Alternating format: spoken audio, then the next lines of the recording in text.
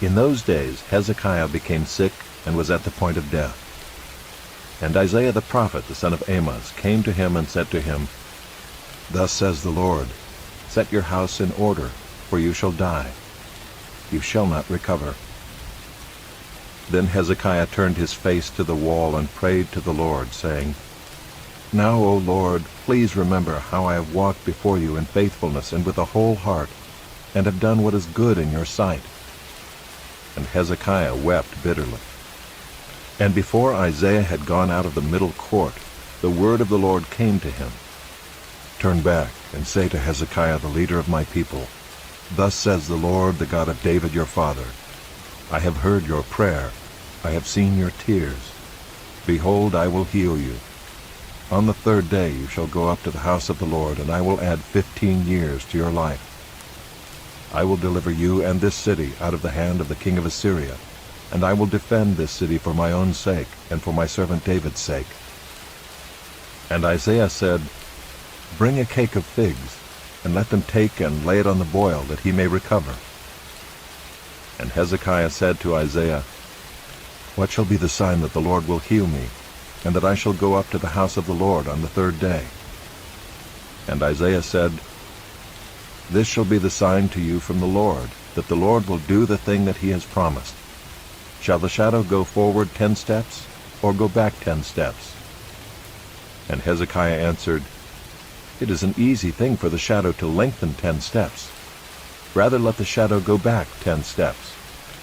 And Isaiah the prophet called to the Lord, and he brought the shadow back 10 steps, by which it had gone down on the steps of Ahaz.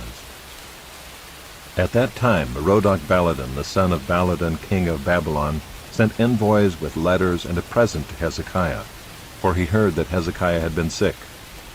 And Hezekiah welcomed them, and he showed them all his treasure house, the silver, the gold, the spices, the precious oil, his armory, all that was found in his storehouses. There was nothing in his house or in all his realm that Hezekiah did not show them. Then Isaiah the prophet came to King Hezekiah and said to him, What did these men say, and from where did they come to you? And Hezekiah said, They have come from a far country, from Babylon. He said, What have they seen in your house? And Hezekiah answered, They have seen all that is in my house. There is nothing in my storehouses that I did not show them. Then Isaiah said to Hezekiah, Hear the word of the Lord. Behold, the days are coming when all that is in your house, and that which your fathers have stored up till this day, shall be carried to Babylon.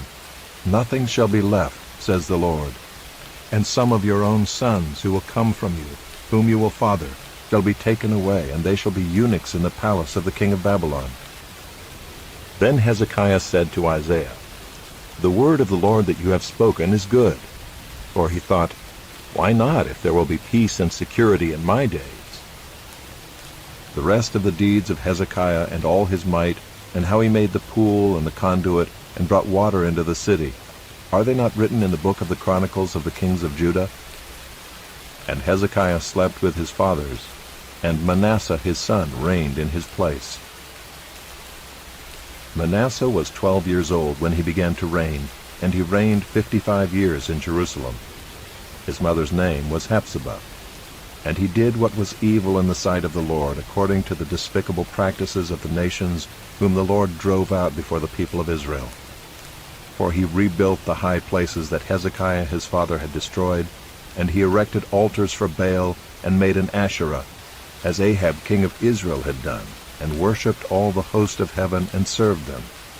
And he built altars in the house of the Lord, of which the Lord had said, In Jerusalem will I put my name. And he built altars for all the host of heaven in the 2 courts of the house of the Lord. And he burned his son as an offering, and used fortune-telling and omens, and dealt with mediums and with necromancers. He did much evil in the sight of the Lord, provoking him to anger. And the carved image of Asherah that he had made, he set in the house of which the Lord said to David and to Solomon his son, In this house and in Jerusalem, which I have chosen out of all the tribes of Israel, I will put my name forever.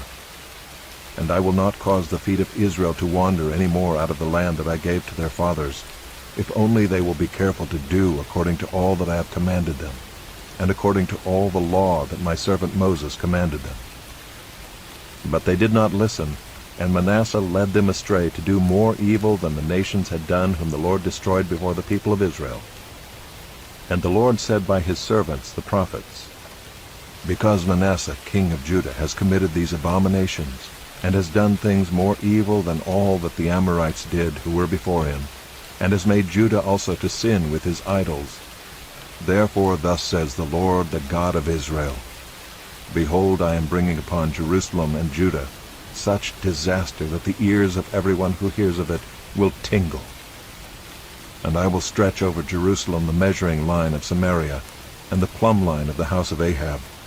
And I will wipe Jerusalem as one wipes a dish, wiping it and turning it upside down.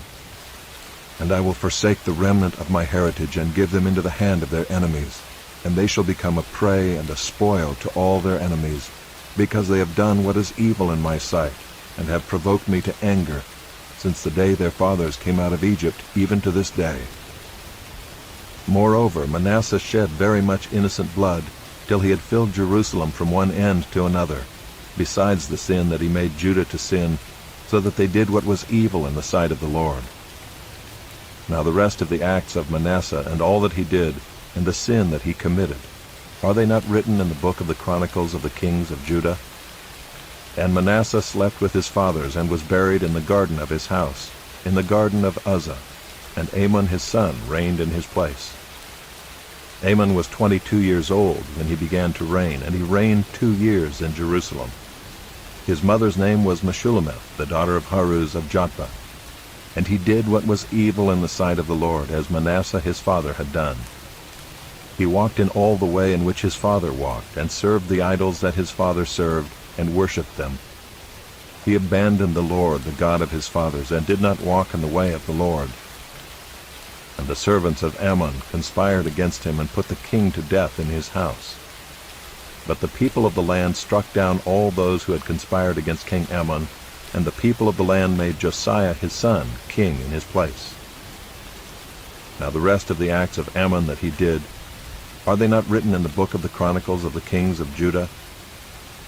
And he was buried in his tomb in the garden of Uzzah, and Josiah his son reigned in his place.